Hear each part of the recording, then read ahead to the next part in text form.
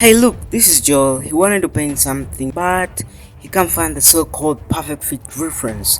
So he decided to combine multiple references and boom, another huge problem was just built. The light on those references didn't want to match. After a long time of hum and ham, he comes up with a simple 5-step formula for that. Well, today I'm gonna be sharing you the 5-step formula Joel came with, cause well, I'm Joel.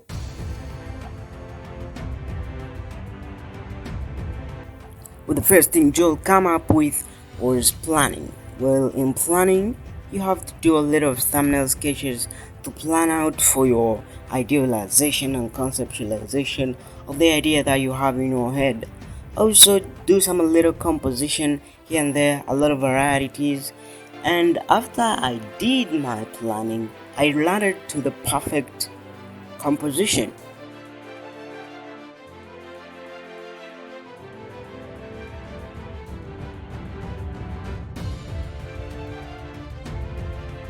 So we landed on a second step and we start painting.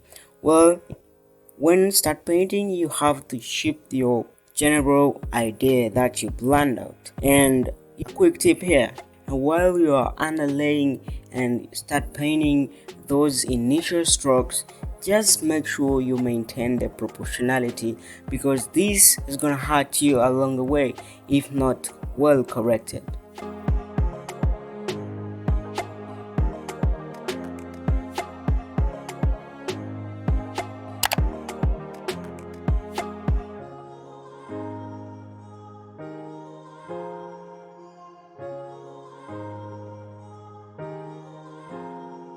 Now the third step is layering out the underpainting. As a general, we call it blocking.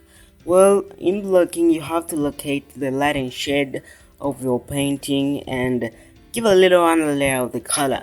It doesn't have to match correctly with your references, just an underlay, just to create a sense of colorness and modeling those characters or those subjects in your painting.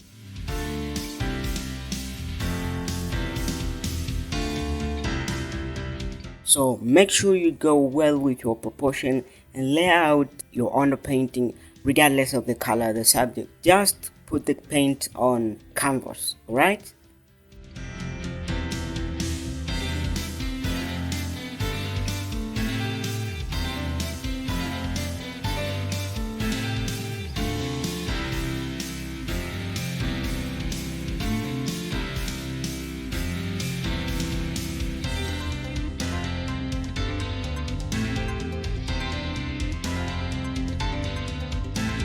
Right, the third step is refining the painting. While you're refining the painting, add some little layers of light and shade and some varieties. And from this stage is when you'll start considering what your reference is telling you and adding a little of your creativity here and there. But generally, just try to match that likeness of your subjects.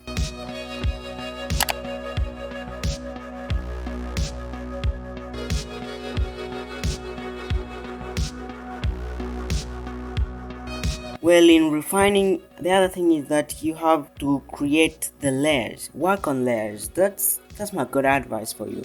Work on layers, because when you work on layers, you have the generality of changing or tweaking something, whether you're in the initial layers or maybe in the final layers. But generally, just try to work on layers and try to build up from layer to layer. Yeah, we call it the layer of complexity. The under layers are going to be the layers with low to minor complexity, and the upper layers got to be very complex layers.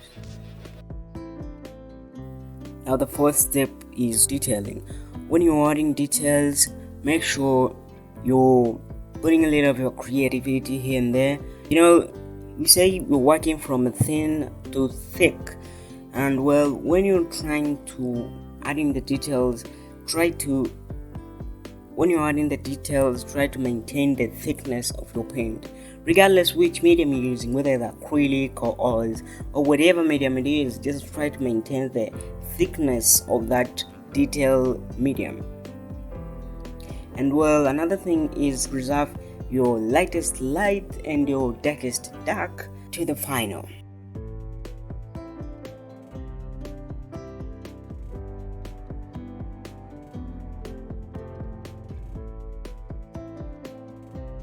creating mood. And well, my bad, I had to add the mood at the end when I just finished the painting after signing. I just remembered I didn't add a mood, so I decided to add it there. Doesn't matter, I signed it. Yeah, well, in creating mood, here's when now you consider among of the reference and choose what mood you want to go with it, whether it's a cold mood or a cozy mood or a warm mood.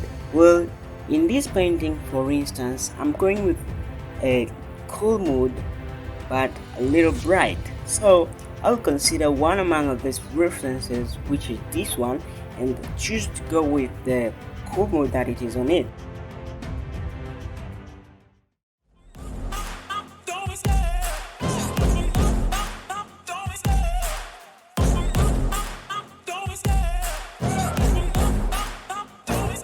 That's it for today, guys, and your sub to this channel means a lot to me. Always give it 100, don't need a bank.